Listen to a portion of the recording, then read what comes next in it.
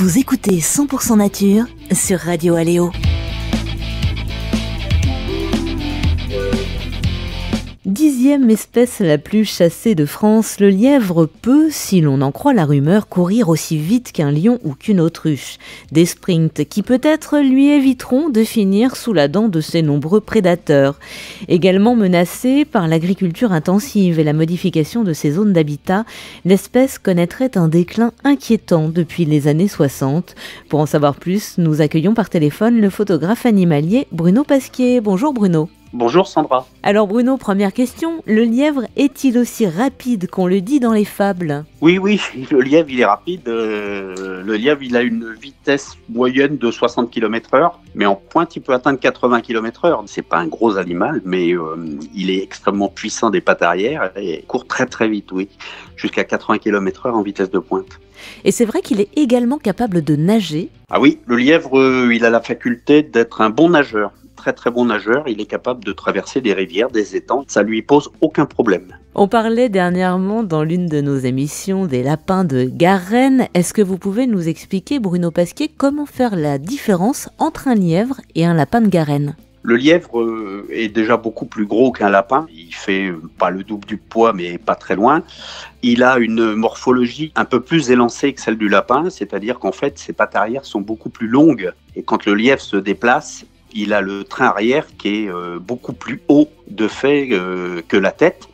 Donc quand on le voit se déplacer, on a l'impression qu'il avance en ayant les deux pattes avant posées au sol et les pattes arrière détendues, ce qui fait qu'il a les fesses très haut placées. Le caractéristique principale, c'est ses oreilles qui sont beaucoup plus longues que celles du lapin et qui se terminent par des poils noirs au bout des oreilles. Les oreilles du lièvre sont donc plus longues que celles du lapin, sont plus grandes. Est-ce que ça veut dire qu'il a une meilleure ouïe ? Non, il n'a pas forcément une meilleure ouïe, il a une très très bonne ouïe. C'est un de ses sens les plus développés, l'ouïe et l'odorat. Le lièvre est plutôt nocturne et crépusculaire, comme beaucoup de mammifères. Ses yeux sont adaptés pour voir dans l'obscurité, vraiment, ou il utilise plutôt ses vibrisses et son odorat ? Il a effectivement des habitudes crépusculaires, mais il n'a pas une très bonne vision crépusculaire malgré tout. Surtout, ce que perçoit le lièvre, c'est les mouvements. C'est-à-dire que sur des choses immobiles, il a plutôt une mauvaise vue. Par exemple, sur des choses en mouvement, il les repère assez vite. Disons que le lièvre a une vue quasiment à 360 degrés, un peu comme le lapin, puisqu'il a les yeux positionnés de chaque côté de la tête. Mais il a deux angles morts, c'est devant lui et à l'arrière. Et en fait, c'est à ce moment-là que lors de ses déplacements, ses moustaches lui servent à s'orienter et éviter les obstacles. Bruno, est-ce que comme celle du lapin de Garenne, les dents du lièvre vont pousser toute sa vie ? Oui. C'est-à-dire qu'au fur et à mesure que les dents s'usent, elles continuent à pousser tout au long de sa vie, oui. Est-ce que vous pouvez nous expliquer dans quel contexte il arrive que le lièvre communique de manière sonore ? Il pousse des cris de détresse, soit parce que il est prédaté par un prédateur, ou bien la femelle a tendance à communiquer aussi par des petits cris avec ses jeunes, notamment au moment de l'allaitement. Sinon, ils utilisent beaucoup, comme le lapin, le langage corporel et olfactif. C'est-à-dire la position des oreilles, par exemple, est un des langages corporels les plus visibles chez le lièvre. Comme pour beaucoup d'espèces, il existe différents termes pour qualifier le lièvre en fonction de son âge et de son sexe. Quels sont-ils ? Un lièvre, lorsqu'il est tout jeune, on appelle ça un levreau, contrairement au lapin qui est un lapro. Ensuite, le mâle, on l'appelle le bouquin, et la femelle, on l'appelle la hase. Vous parlez de la hase, les parades nuptiales justement pour la séduire sont assez spectaculaires chez le lièvre. Est-ce que vous pouvez nous décrire ce que les naturalistes appellent le bouquinage ? Alors le bouquinage, oui, effectivement, c'est une période qui a lieu généralement fin d'hiver, début de printemps, je vais dire février-mars. On peut le constater plus tard puisque la période de reproduction du lièvre va de février à août, je crois. Donc, mais le bouquinage se concentre principalement à cette période-là où on peut observer les lièvres se courir après.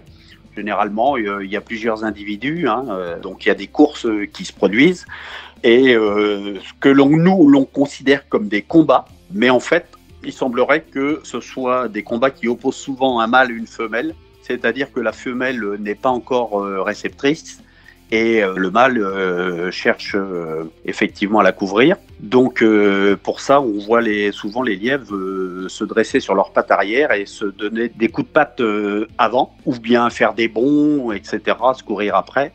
Il y a également des combats entre mâles pour effectivement la prédominance et la suprématie, le but étant d'évincer les plus faibles. Les femelles, les hases, vont faire combien de portées et de petits par an en moyenne ? Alors en moyenne, c'est 3 portées par an et c'est 3-4 petits par portée, ce qui fait entre une dizaine de petits, 10 à 12 petits par an, par femelle. À noter que cette femelle, elle ne va pas nicher dans un terrier. Est-ce qu'on sait pourquoi, Bruno ? Effectivement, la femelle, la hase, ne fait pas ses petits dans un terrier. Elle fait dans une petite cavité qu'il y a au sol. Une des raisons probables, je le pense, c'est que en fait, les lapros sont autonomes tout de suite, puisqu'ils naissent avec un duvet. Ils sont capables de se déplacer immédiatement, donc ils n'ont pas besoin d'avoir la protection d'un terrier dans ce cas-là. Ça fait partie des majeures différences entre les lapros et les levreaux, le fait de pas naître nus et aveugles. Oui. Les lapros, eux, naissent donc dans le terrier, ils naissent nus et aveugles, donc ils sont totalement dépendants de leur mère, puisque ils sont pas capables de se déplacer, ils n'ont pas de protection contre le froid. Donc ils dépendent totalement de leur mère. Les levreaux, eux, naissent, donc comme je l'ai dit, avec un pelage. Ils sont immédiatement thermorégulés, c'est-à-dire qu'en fait, ils craignent pas le froid. Et ils se déplacent quasiment immédiatement. Ils sont capables donc, en dehors de l'allaitement, de vivre totalement sans la présence de leur mère. Et à quel moment ils vont être assez indépendants pour se disperser ? Eh bien, disons que les levreaux, ils sont allaités en gros 1 mois, 1 mois et demi. À la fin de la période d'allaitement, chacun commence à vivre sa vie et la dispersion commence à peu près à ce moment-là. La dépendance, elle est uniquement liée à l'allaitement. On parlait récemment, Bruno, du lapin de Garenne qui est grégaire. Est-ce que c'est aussi le cas du lièvre ? Non, le lièvre, il est solitaire. Alors, on peut rencontrer des groupes de lièvres. On les voit souvent par 2, par 3 au moment où ils vont se nourrir. C'est plutôt des rassemblements visant à les rassurer, puisque l'union fait la force. Et plus il y a de paires d'yeux et plus il y a de paires d'oreilles, mieux c'est. Mais en dehors de ça, ils se fréquentent peu et les lièvres sont complètement indépendants, vous voyez, solitaires. Il a besoin de quoi dans son espace vital ? Il a besoin de cultures, d'herbacées, de graminées, de céréales, il se nourrit de bourgeons, d'écorces. C'est un spécialiste des milieux ouverts, sans doute l'animal qui s'adapte le mieux dans les zones de culture intensive, puisqu'il y trouve à peu près tout ce dont il a besoin, et ça lui pose aucun problème. D'ailleurs, les densités en Beauce et en Brie de lièvres sont assez importantes. Et pourtant, on a souvent de la monoculture et très peu d'arbres, très peu de haies. Donc, en fait, il n'est pas extrêmement exigeant sur son environnement. J'aurais tendance à dire que plus l'environnement va se fermer, c'est-à-dire que les arbres vont repousser, etc., moins le territoire lui est favorable. On en parlait tout à l'heure, Bruno. Le lièvre d'Europe est herbivore. Il aime bien nos cultures. Est-ce qu'il fait beaucoup de dégâts, entre guillemets ? Est-ce qu'il va beaucoup grignoter chez les cultivateurs ? Alors, le lièvre, il aime bien les cultures, comme je le disais tout à l'heure. Et effectivement, il ne va pas se priver d'aller grignoter dans les cultures s'il y en a. D'ailleurs, il les recherche. Et dans des zones où on n'a que de la prairie et du bocage, on s'aperçoit que les densités sont plus faibles que dans les zones où on a des cultures. Après, est-ce que les dégâts sont importants ? Non, les dégâts sont modérés. Le lièvre vivant seul, c'est quand même pas un gros animal. Il n'a pas un impact extrêmement important sur la dégradation des cultures. Après, si on a des densités dans certains secteurs extrêmement importantes, bah oui, forcément, les dégradations augmentent avec la densité d'animaux. Je le disais en introduction, le lièvre fait partie des espèces les plus chassées en France. On peut chasser le lièvre au chien d'arrêt, au chien courant, en battu, à court ou encore au filet. Est-ce que vous pouvez nous expliquer ce que ça veut dire ? On est un petit peu perdu dans toutes ces méthodes de chasse. Ça veut déjà dire que quasiment toutes les méthodes de chasse sont autorisées pour la chasse du lièvre. Donc la chasse au chien d'arrêt, c'est une technique qui permet de localiser le lièvre avec un chien qui est spécialisé dans l'arrêt, c'est-à-dire que le chien suit la trace du lièvre et lorsque il va en être suffisamment près, il va bloquer sa position, ce qui va indiquer au chasseur la position du lièvre. Il reste plus ensuite qu'à terminer le travail. Au chien courant, c'est la même chose, sauf que là, la technique est différente. c'est-à-dire qu'on va lever le lièvre et non pas, puisque le lièvre se gîte, quand il est en danger, il va se cacher, il va se gîter, on dit, et il bouge plus pour passer inaperçu. Donc c'est pour ça que la chasse au chien d'arrêt est assez simple, puisque c'est un animal qui est très confiant dans son mimétisme avec son environnement et qui va rester blotti le plus longtemps possible. Donc le chien d'arrêt s'arrête, le localise, le chien courant le lève, lui court après, ce qui permet au chasseur de le tirer pendant sa course. En battue, c'est comme une battue au sanglier, il y a une ligne de tireurs, une ligne de rabatteurs et on pousse les animaux vers les tireurs. Chasse à courre, c'est quelque chose effectivement qui n'est pas extrêmement répandu en France, mais c'est autorisé, c'est-à-dire qu'en fait quand on fait la chasse du lièvre à courre, c'est quelque chose qui se fait généralement à pied. C'est-à-dire qu'avec des chiens, c'est-à-dire qu'on va effectivement poursuivre le lièvre, ça demande un peu de conditions physiques, poursuivre le lièvre jusqu'à pouvoir l'épuiser pour pouvoir le prédater. Et puis au filet, donc la technique, c'est on tend des filets à un endroit, il y a une équipe de rabatteurs qui rabat les lièvres dans les filets, et donc après il suffit de les décrocher et de les tuer. Voilà. À noter que comme pour le lapin de Garenne, les lièvres sont également élevés puis lâchés dans la nature pour être chassés.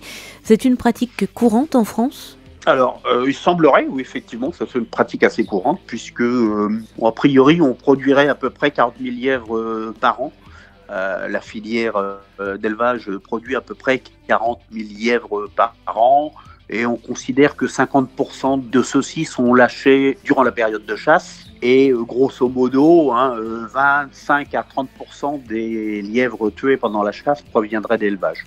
Bon, c'est à peu près les ratios, donc c'est quand même conséquent et c'est pas anecdotique. Voilà, donc là ce sont vraiment des animaux qui ne sont pas tués pour être régulés, c'est élevé pour être tué dans le cas de ces lièvres-là. Ah, on est parfaitement d'accord, ce sont des animaux qui sont lâchés au moment de la chasse, qui sont donc pas adaptés au milieu naturel et qui seront des proies faciles, d'abord pour les prédateurs, ensuite pour les chasseurs, et qui sont totalement dédiés à la pratique de la chasse, plaisir, ou sportive, ou on appelle ça comme on veut, mais c'est pas de la réintroduction pour faire du repeuplement ou faire de la régulation dans les endroits où il y en aurait besoin.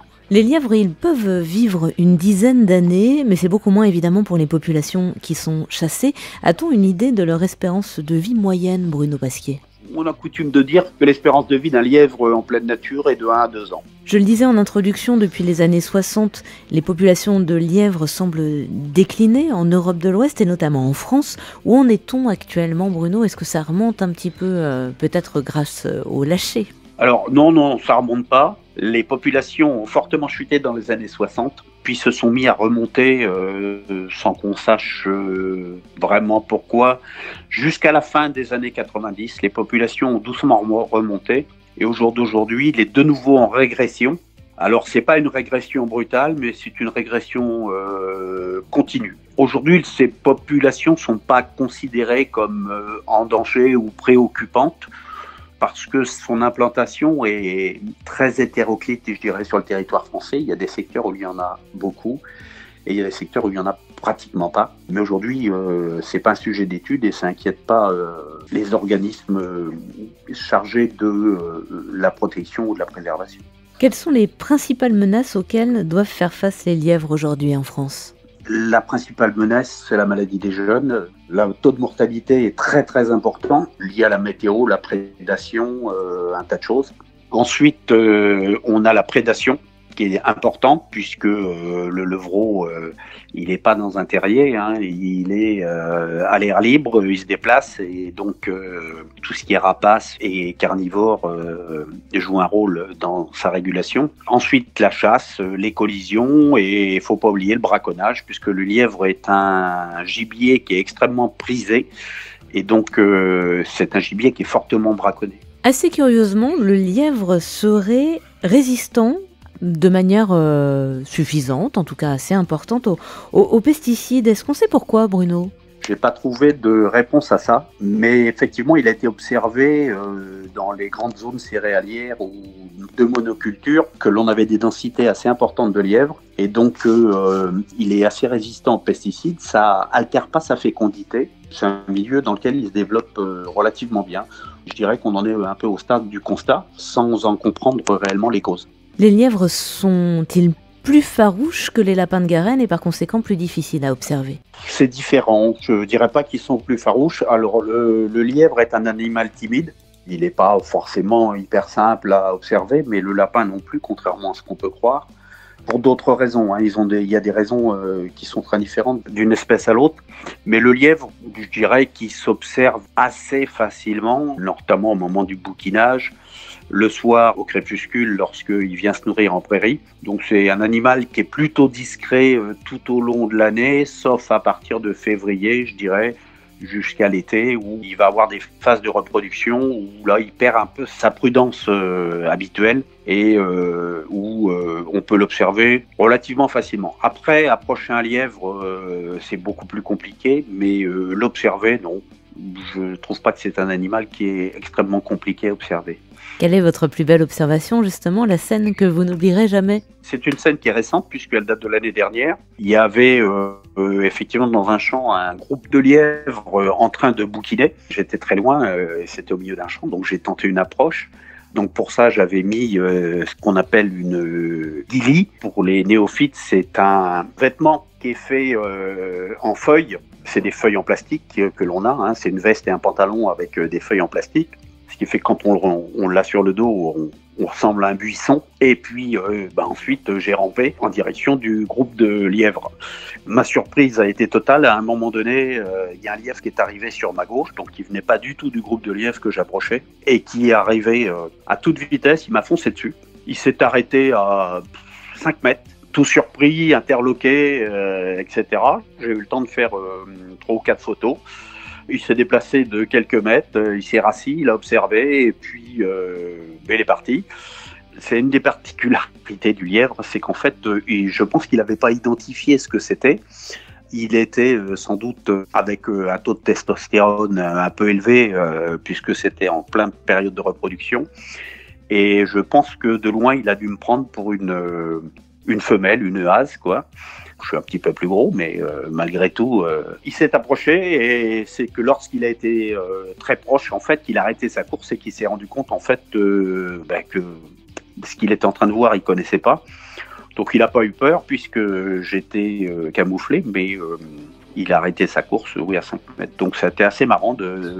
J'ai pas du tout bougé. C'est lui qui m'a approché et c'est pas moi qui ai tenté l'approche sur ce lièvre. Tout ça pour dire que le lièvre est un animal un peu particulier. Je vais le dire comme avec mes mots, il peut être très bête. C'est-à-dire que le lièvre, il peut être extrêmement prudent. C'est-à-dire que dès qu'il va voir un petit mouvement à 80 mètres, il va disparaître. Et puis, par moment, on est debout, on ne bouge pas, ou on est accroupi, on ne bouge pas. Et on voit un lièvre qui vient sur nous et qui peut nous approcher des fois à quelques mètres, quoi. Ce qui démontre bien qu'il n'a pas une bonne vue et que si on est à bon vent, il n'identifie pas un objet ou quelque chose qui ne bouge pas, quoi. Et ça m'est arrivé très souvent de me retrouver avec des lièvres de façon très très proche, sans les avoir approchés, c'est eux qui m'approchent. Quelle est la photo dont vous êtes le plus fier ? Eh bien, la photo dont je viens de parler, là, que j'ai fait l'année dernière, parce que j'ai une proximité extrêmement importante et que les circonstances font que c'est lui qui m'a approché alors que j'étais en train d'approcher un groupe de lièvres qui d'ailleurs était parti quand j'ai eu terminé mon approche. Oui, c'est la photo qui me plaît le plus. Il y a une belle proximité et puis la position du lièvre est sympa. Merci beaucoup Bruno Pasquier pour toutes ces précisions sur le lièvre. J'invite nos auditrices et nos auditeurs à vous suivre sur les réseaux sociaux pour admirer vos photographies. À noter que Bruno Pasquier, ça s'écrit Pasquuier. Merci beaucoup Bruno et à très bientôt pour une nouvelle émission. Merci Sandra.